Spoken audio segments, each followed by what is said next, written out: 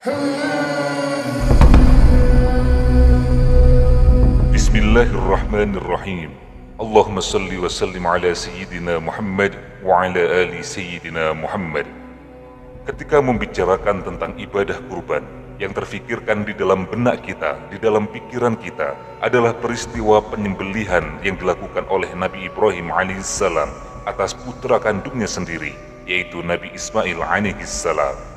Sehingga banyak dari masyarakat kita yang kemudian mengambil kesimpulan bahwasanya pelaksanaan kurban yang pertama kali dilakukan di muka bumi adalah yang dilakukan oleh Nabi Ibrahim alaihissalam. Syekh Syamsuddin Al-Qurtubi di dalam kitabnya Al-Jami' li Ahkamil Quran menceritakan tentang cikal bakal pertama kali pelaksanaan ibadah kurban di muka bumi. Di dalam kitabnya disebutkan manusia yang pertama kali melakukan kurban adalah Qabil dan Habil. Keduanya adalah putra dari Nabiullah Adam alaihissalam. Kejadian itu bermula ketika Nabi Adam diperintahkan oleh Allah untuk menikahkan putra dan putrinya. Di dalam catatan sejarah, Nabi Adam dan Siti Hawa memiliki 2 orang putra dan 2 orang putri. Putra yang pertama bernama Qabil. Ia dilahirkan dengan cara kembar bersama dengan saudari putrinya yang bernama Iqlimia, atau dalam masyarakat kita dikenal dengan nama Iqlima. Kemudian putra Nabi Adam yang kedua bernama Habil. Ia dilahirkan juga bersamaan dengan saudari kembarnya yang bernama Layudza.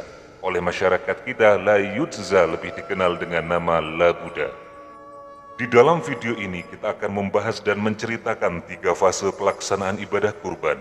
Fase yang pertama adalah kurban di masa Nabi Adam alaihissalam. Fase kedua adalah perintah kurban kepada Nabi Ibrahim untuk mengorbankan dan menyembelih anaknya sendiri, Nabi Ismail alaihissalam.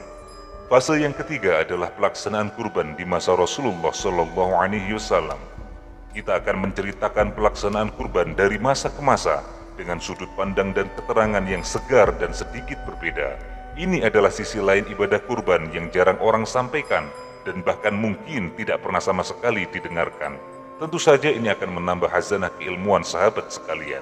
Sebelum itu, mari kita dukung channel ini untuk terus berkembang dengan cara mensubscribe, kemudian nyalakan tombol loncengnya di channel ini. Berikan like dan sisipkan komentar di video ini. Share video ini kepada saudara, kawan, dan media sosial Anda. Semoga semuanya dinilai amal jariah oleh Allah karena telah mensyiarkan bagian dari ajarannya kepada manusia. Amin amin Allahumma amin.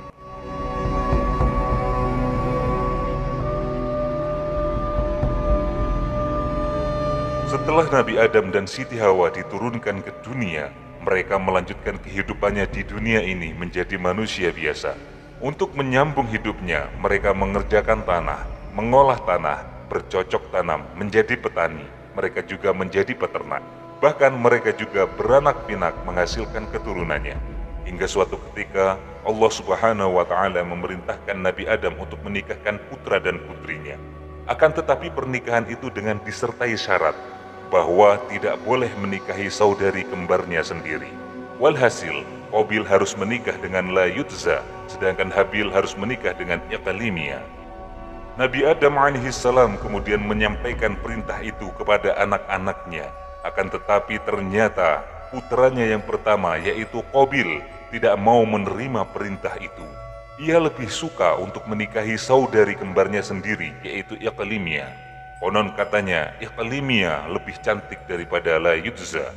Dengan sikap yang sangat arogan dan sombong, Qabil berkata, "Ana ahaqqu bi ukhti." Aku ini lebih berhak terhadap saudari perempuanku sendiri. Qabil tidak menerima perintah itu. Bahkan ia berdalih bahwa seharusnya pernikahan itu terjadi antara saudara kembar, karena baginya saudara kembar menunjukkan berhak dan tidaknya untuk dinikahi. Jika sudah kembar, maka tentunya saudara kembarnya yang pantas untuk menikahinya. Berbagai nasihat sudah disampaikan oleh Nabi Adam kepada Qabil supaya ia mau menikahi Layudza serta mengikhlaskan saudari kembarnya menikah dengan Habil. Hanya saja berbagai upaya yang dilakukan sang ayah sama sekali tidak membuahkan hasil.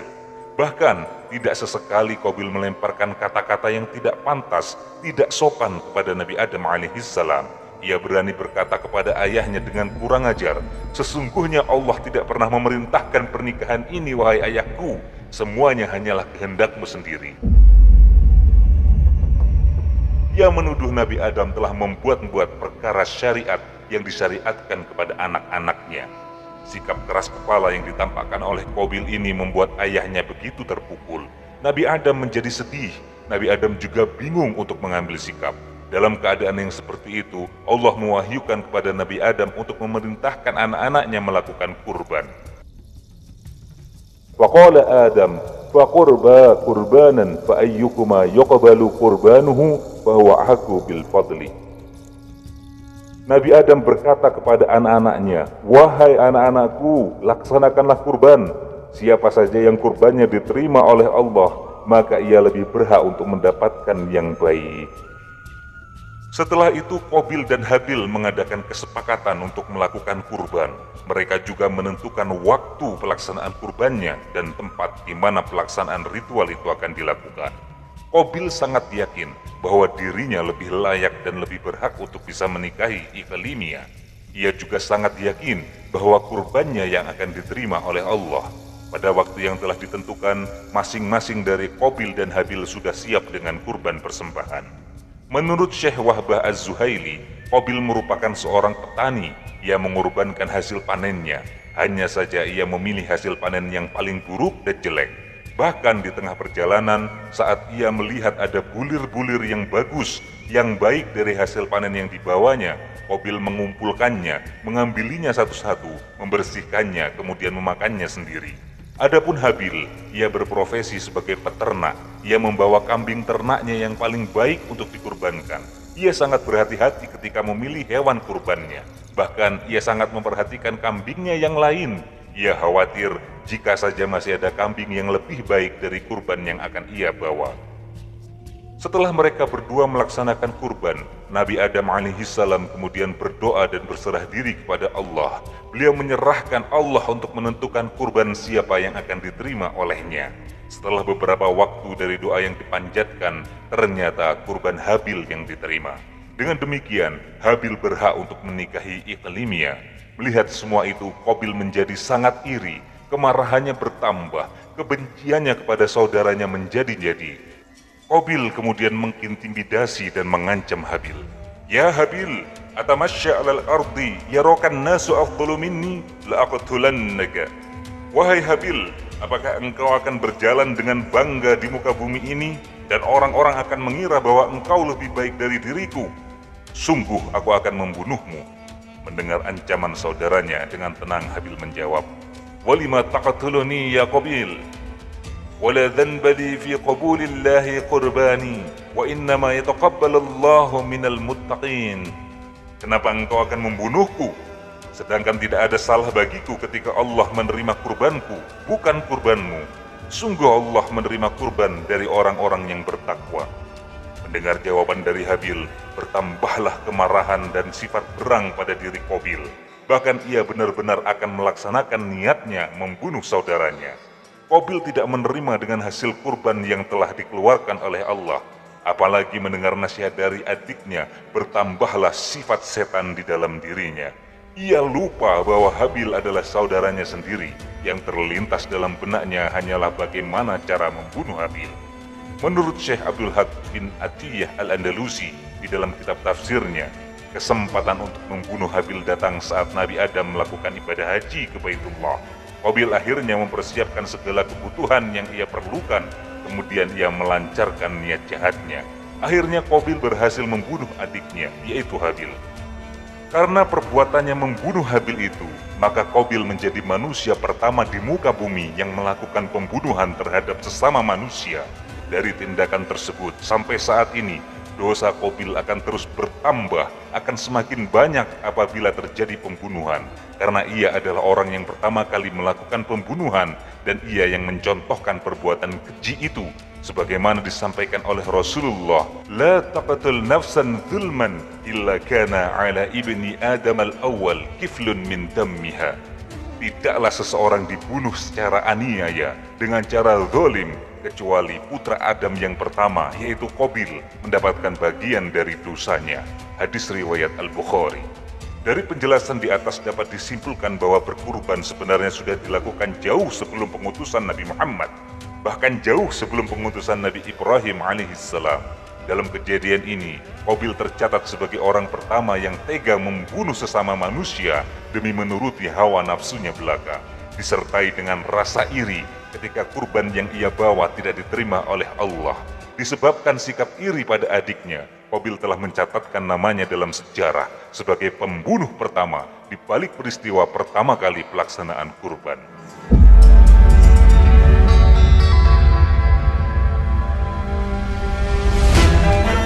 Selain kisah yang diperankan oleh dua putra Nabi Adam alaihissalam, sejarah juga mencatat tentang perjalanan Nabi Ibrahim alaihissalam yang harus mengorbankan putranya yaitu Nabi Ismail alaihissalam. Peristiwa itu terjadi setelah meledaknya tragedi pembakaran Nabi Ibrahim yang dilakukan oleh Raja Namrud dan anak buahnya. Hanya saja, sebagai bukti kenabian, salah satu mukjizat Nabi Ibrahim, Allah menyelamatkannya dengan memerintahkan api yang membakar tubuhnya untuk menjadi dingin, sejuk dan mendamaikan bagi Nabi Ibrahim. Setelah peristiwa pembakaran itu, Nabi Ibrahim memutuskan berpindah. Beliau meninggalkan negerinya dan kaumnya. Di negeri tersebut beliau hanya memiliki 2 orang pengikut, 1 orang perempuan dan 1 orang laki-laki. Yang perempuan bernama Sarah, yang laki-laki bernama Lut. Sarah kemudian dijadikan istri oleh Nabi Ibrahim, sedangkan Lut adalah yang kelak menjadi nabi penerusnya, yaitu Nabi Lut alaihissalam. Nabi Ibrahim keluar meninggalkan negeri tercinta, negeri yang berada di bawah kekuasaan raja yang kejam, raja yang zalim, yaitu Raja Namrud. Negeri itu sekarang bernama kota Urfa yang terletak di negara Turki. Nabi Ibrahim pergi berhijrah ke kota yang bernama Aur dan kemudian ke kota lain yang bernama Haran. Kemudian beliau pergi ke Baitul Maqdis Palestina bersama istrinya, satu-satunya wanita yang beriman kepadanya. Satu-satunya lelaki yang beriman kepada beliau juga menyertai perjalanan hijrahnya. Beliau adalah Lut alaihissalam. Sarah istri Nabi Ibrahim alaihissalam tidak memiliki anak sampai berusia tua. Ia melayani kebutuhan Nabi Ibrahim seorang diri. Melihatnya kerepotan, raja memberinya seorang pembantu asli Mesir yang dapat membantu kegiatan mereka. Bersamaan dengan itu, Nabi Ibrahim semakin tua, rambutnya memutih, badannya melemah, tenaganya semakin hari semakin lemah. Sarah kemudian berpikir bahwa ia dan Nabi Ibrahim tidak akan pernah mempunyai anak. Lalu Sarah merencanakan untuk menikahkan wanita yang membantunya itu menjadi istri kedua Nabi Ibrahim. Siapakah nama wanita yang menjadi pembantu mereka? Wanita itu bernama Siti Hajar. Akhirnya Sarah menikahkan Nabi Ibrahim dengan Siti Hajar. Dari pernikahannya dengan Siti Hajar itu kemudian lahirlah seorang anak laki-laki. Anak itu diberi nama sendiri oleh Nabi Ibrahim dengan nama yang sangat indah, yaitu Ismail. Pada suatu hari Nabi Ibrahim mengajak istrinya Hajar untuk bersiap-siap dan membawa anaknya untuk melakukan sebuah perjalanan yang jauh. Nabi Ismail masih menyusu pada ibunya. Mereka berjalan sangat jauh, melewati tanah yang penuh dengan tanaman, melewati gurun, melintasi hutan, melewati padang-padang ilalang. Kemudian mereka memasuki sebuah tanah yang sekarang dikenal dengan tanah Arab. Nabi Ibrahim menuju ke suatu lembah yang di dalamnya tidak ada tanaman, tidak ada buah-buahan, tidak ada pepohonan, tidak ada makanan, dan tidak ada sumber air. Lembah itu kosong dari tanda-tanda kehidupan. Lalu Nabi Ibrahim sampai ke lembah. Beliau turun dari atas punggung hewan tunggangannya, lalu beliau menurunkan istri dan anaknya di tempat itu. Mereka ditinggalkan di sana. Mereka hanya dibekali dengan makanan dan sedikit air. Itu tidak cukup untuk kebutuhan mereka 2 hari. Ketika Nabi Ibrahim mulai meninggalkan mereka perlahan-lahan, tiba-tiba istrinya segera menyusulnya. Ia berkata kepada suaminya, "Wahai suamiku, kemana engkau akan pergi? Mengapa engkau meninggalkan kami di lembah ini? Padahal di sini tidak terdapat apapun untuk bisa kami makan. Kami tidak mempunyai tempat tinggal, kami tidak mempunyai minuman, tidak ada yang bisa kami makan, tidak ada tempat kami untuk berteduh, wahai suamiku." Nabi Ibrahim tidak segera menjawab. Beliau tetap berjalan. Istrinya pun mengulangi perkataannya tadi, "Wahai suamiku, kemanakah engkau akan pergi? Mengapa engkau meninggalkan kami di lembah ini? Padahal di sini tidak terdapat apapun." Nabi Ibrahim tetap diam. Beliau tidak menjawab sepatah kata apapun. Dan lihatlah saudara-saudara sekalian, apa yang selanjutnya dikatakan oleh seorang istri solihah terhadap suaminya. Apa yang dikatakan oleh seorang istri yang solihah dan bentuk kepasrahannya kepada Tuhannya. Siti Hajar kemudian berkata, "Wahai suamiku, apakah Allah yang memerintahkan demikian ini? Apakah Allah yang memerintahkan engkau untuk meninggalkan kami di sini?" Kemudian Nabi Ibrahim alaihissalam menjawab, "Iya, benar wahai istriku. Allah yang memerintahkanku untuk meninggalkan kalian berdua di sini." Istri solihah itu kemudian berkata, "Wahai suamiku, jika Allah yang meminta hal ini, tentu kita tidak akan disia-siakan olehnya. Allah memerintahkan sesuatu, pasti ia akan bertanggung jawab terhadap hal itu." Siti Hajar pun berbesar hati. Ia sangat ikhlas ditinggalkan di gurun pasir nan tandus itu. Nabi Ibrahim kemudian melanjutkan pergi ke suatu tempat. Beliau mendaki sebuah gunung, kemudian beliau mengangkat kedua tangannya dan berdoa kepada Allah, "Ya Allah, sesungguhnya aku telah menempatkan sebagian keturunanku di lembah yang tidak mempunyai tanaman-tanaman, lembah di dekat rumah engkau, yaitu Baitullah yang dihormati." Quran Surat Ibrahim ayat 37. Saat itu Baitullah Ka'bah belum dibangun. Nabi Ibrahim kemudian meninggalkan istrinya dan anaknya yang masih menyusu di padang Sahara.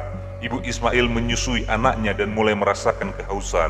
Saat itu matahari bersinar sangat panas, membuat manusia mudah merasa haus. Setelah 2 hari, habislah air, keringlah air susu Hajar. Hajar dan Ismail merasakan kehausan yang luar biasa. Makanan mereka sudah habis. Saat itu mereka merasakan kesulitan yang luar biasa. Ismail mulai menangis kehausan. Hajar kemudian meninggalkannya untuk mencari air. Ia berjalan dengan cepat hingga ia sampai di suatu gunung yang bernama Sofa. Ia menaikinya, meletakkan kedua tangannya di atas keningnya untuk melindungi matanya dari sengatan matahari. Ia kemudian mencari-cari sumber air, atau mencari sumur, atau mencari seseorang yang dapat membantunya. Ia berharap akan bertemu dengan kafilah, bertemu musafir yang dapat menolongnya, atau sekedar mendapatkan berita baru tentang hal apa yang terjadi di luar sana. Namun, semua harapan itu tidak ada yang tercapai. Ia segera turun dari sofa. Ia mulai berlari-lari kecil melalui suatu lembah dan sampai ke suatu gunung yang bernama Marwa. Ia pun mendakinya. Ia ingin melihat apakah ada orang lain selain mereka berdua di gurun itu. Tetapi ia tidak dapat melihat seorang pun di sana. Hajar kemudian kembali kepada Ismail. Ismail kecil masih dalam keadaan menangis. Rasa hausnya semakin menjadi-jadi. Hausnya semakin bertambah. Ia segera menuju ke sofa dan berdiri lagi di atasnya. Kemudian ia menuju lagi ke Marwa. Kemudian melihat-lihat lagi. Ia mondar-mandir, pulang dan pergi antara gunung yang kecil itu sebanyak 7 kali. Oleh karenanya sampai sekarang orang-orang yang haji wajib melakukan sa'i, yaitu berlari-lari kecil antara Sofa dan Marwa sebanyak 7 kali. Ini adalah sebagai peringatan dan muhasabah atas peristiwa agung yang dialami Siti Hajar dan Nabi Ismail. Setelah putaran ke-7, Siti Hajar kembali dalam keadaan letih. Ia duduk di sisi anaknya yang masih terus menangis. Di tengah-tengah situasi yang sulit itu, Allah Subhanahu wa Ta'ala menurunkan rahmatnya. Ismail yang menangis menghentak-hentakkan kakinya di atas tanah pasir. Ia menangis histeris. Tiba-tiba dari tanah yang diinjak kaki Ismail muncullah air yang mengalir dari dalam tanah. Airnya sangat jernih, sedikit-sedikit tiba-tiba menjadi terus banyak. Air tersebut terus mengalir sampai kemudian menggenang dan berlimpah ruah. Siti Hajar menamainya dengan air Zam-Zam, yang artinya air yang melimpah. Hajar kemudian mengambil air dengan tangannya. Ia bersyukur kepada Allah. Ia kemudian meminum air itu dan juga meminumkannya kepada Ismail. Kehidupan tumbuh dan bersemi di kawasan ini. Sungguh benar apa yang dikatakan oleh Hajar. Allah tidak akan membiarkan siapapun selama mereka berada di jalan Allah. Berkat air Zam-Zam itu, kafilah, musafir mulai menjadikan lokasi itu sebagai rute perjalanan mereka. Bahkan orang-orang mulai tinggal di kawasan itu. Tanda-tanda kehidupan manusia semakin nampak jelas di sana. Nabi Ibrahim beberapa kali mengunjungi Hajar dan Nabi Ismail. Nabi Ismail mulai tumbuh menjadi remaja yang tangguh dan tangkas. Ia amat soleh dan cerdas. Nabi Ibrahim sangat sayang dan menaruh perhatian yang luar biasa kepada Ismail. Akan tetapi ternyata di puncak kasih sayang antara anak dengan ayahnya itu, Allah Subhanahu wa Ta'ala menginginkan menguji mereka dengan ujian yang dahsyat.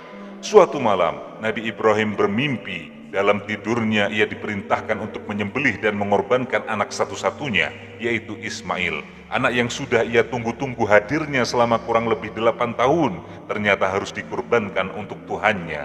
Yang lebih berat lagi, Nabi Ibrahim sendirilah yang diperintahkan untuk mengeksekusi, untuk menyembelih Ismail. Menurut sebagian pendapat, usia Nabi Ismail pada waktu itu adalah 7 tahun. Ada juga yang mengatakan berumur 13 tahun. Sebagaimana dijelaskan oleh Syekh Wahbah Zuhaili dalam kitab Tafsir Al-Munir. Nabi Ibrahim sangat bingung bagaimana menyikapi mimpinya.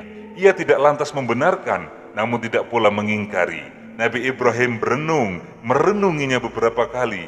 Beliau memohon kepada Allah supaya Allah memberinya petunjuk yang benar kepadanya. Setelah malam yang sangat membingungkan itu selesai, ternyata pada malam kedua, mimpi itu datang lagi. Mimpi yang sama, begitupun dengan malam ketiga, mimpi itu datang lagi. Setelah mimpinya yang ketiga, Nabi Ibrahim yakin dan membenarkan bahwa mimpi itu benar.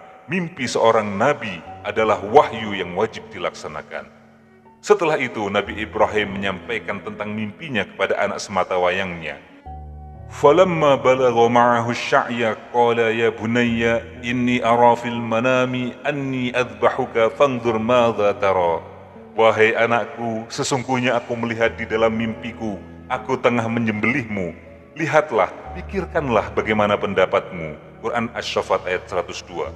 Mendengar pernyataan dari ayahnya, dengan tegas dan penuh ketenangan Nabi Ibrahim menjawab, Qala ya abati fa'al ma tu'mar, satajiduni insyaallahu minas sabirin. Ismail menjawab, wahai ayahku, lakukan apa yang diperintahkan Allah kepadamu. Insya Allah engkau akan mendapatiku termasuk orang yang sabar. Quran Surat As-Saffat ayat 102. Mereka berdua adalah sosok yang sangat taat pada perintah Allah. Nabi Ibrahim dan Nabi Ismail alaihissalam melakukan apa yang telah menjadi ketetapan bagi keduanya. Dengan hati yang sedih, dengan raut wajah yang dipenuhi linangan air mata, semuanya harus mereka ikhlaskan. Semua itu demi memenuhi perintah Allah. Bahkan Nabi Ibrahim harus mengorbankan anaknya sendiri, disembelih olehnya sendiri, dilakukan oleh dirinya sendiri.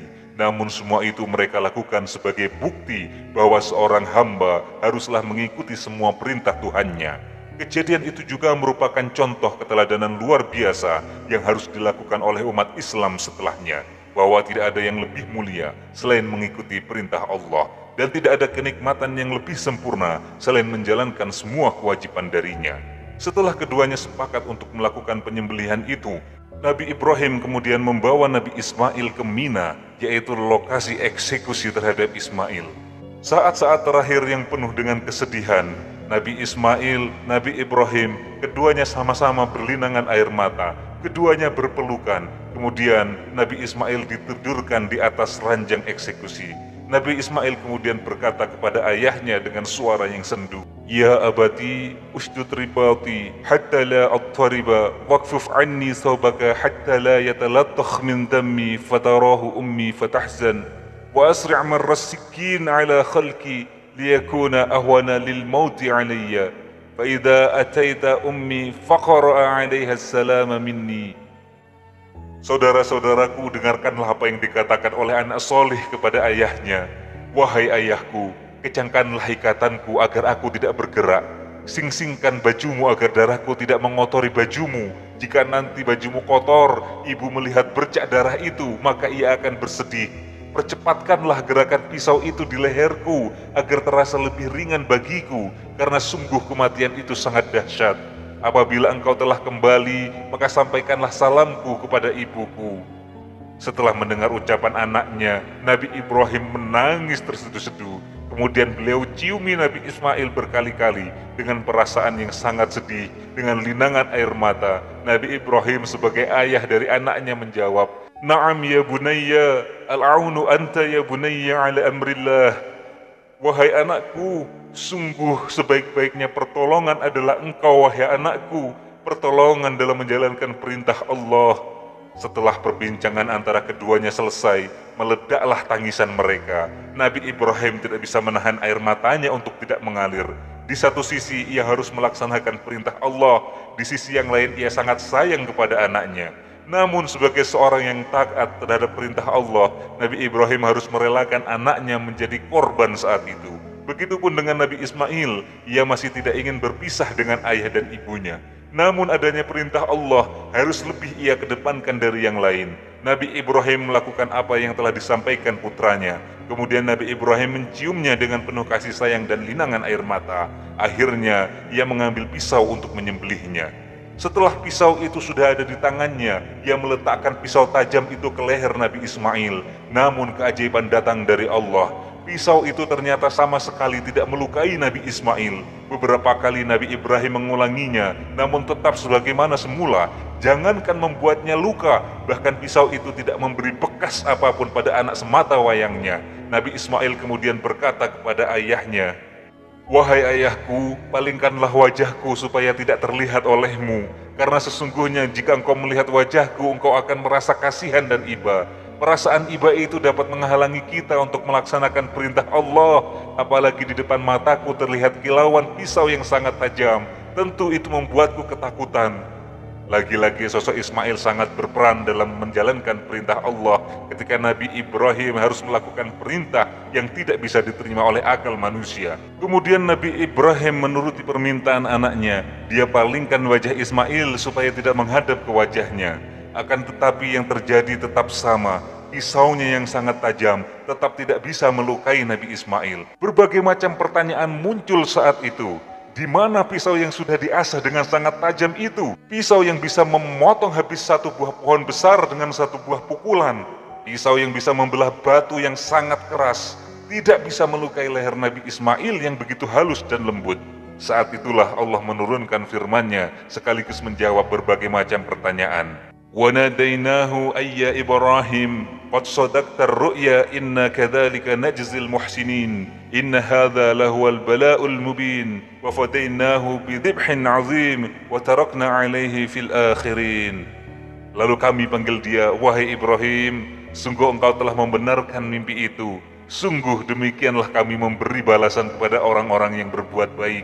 Sungguh ini benar-benar suatu ujian yang nyata. Kami tebus anak itu dengan seekor sembelihan yang besar. Kami abadikan untuk Ibrahim pujian di kalangan orang-orang yang datang setelahnya."